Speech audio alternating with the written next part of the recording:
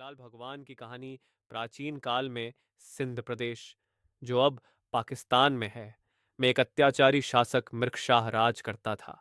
वह हिंदू धर्म को समाप्त करके जबरन इस्लाम धर्म फैलाना चाहता था। उसकी क्रूरता से तंग आकर सिंध के हिंदू समाज ने भगवान से रक्षा की प्रार्थना की।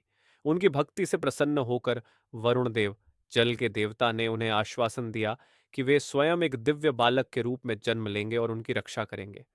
कुछ समय बाद एक भक्त परिवार में चैतन्य मास की दूज के दिन एक चमत्कारी बालक का जन्म हुआ।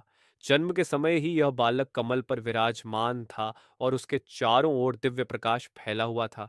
ये देखकर लोग चकित रह गए और उन्होंने इस बालक को वरुण देव का अवतार माना। इस बालक का नाम जुहेलाल रखा गया, जिन्हें बाद में झूलेलाल के नाम से जाना गया। जुहेलाल जी बचपन से ही बहुत बुद्धिमान और दिव्य शक्तियों से युक्त थे। जब वे बड़े हुए तो उन्होंने सिंध के लोगों को धर्म और भक्ति का मार्ग दिखाया। उनकी ख्याति बढ़ती गई, जिससे राजा मिर्ग शाह चिंतित हो गया। उसने जुहेलाल जी को बुलाकर धमकी दी कि वे इस्लाम स्वीकार करें, अन्यथा उन्हें दंडित किया जाएगा। लेकिन जुहेलाल जी ने राजा से कहा कि धर्म का मार्ग जबरदस्ती से नहीं, बल्कि प्रेम और भक्ति से अपनाया जाता है। उन्होंने राजा को जल के महत्व और सत्य के मार्ग पर चलने की सीख दी।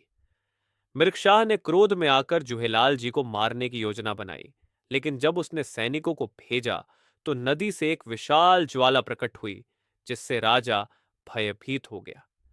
इस चमत्कार को देखकर मिर्ग शाह को अपनी गलती का एहसास हुआ और उसने हिंदुओं पर अत्याचार बंद कर दिया। इस प्रकार जुहेलाल जी ने अपने अद्भुत ज्ञान, धैर्य और चमत्कारों से सिंध के लोगों की रक्षा की। वे हिंदू सिंधी समाज के आराध्य देव बन गए।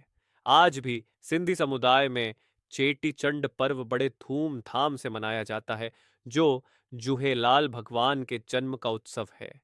भक्तगण उन्हें ऊ अहो लाल झूले लाल कहकर स्मरण करते हैं और उनके प्रति श्रद्धा व्यक्त करते हैं।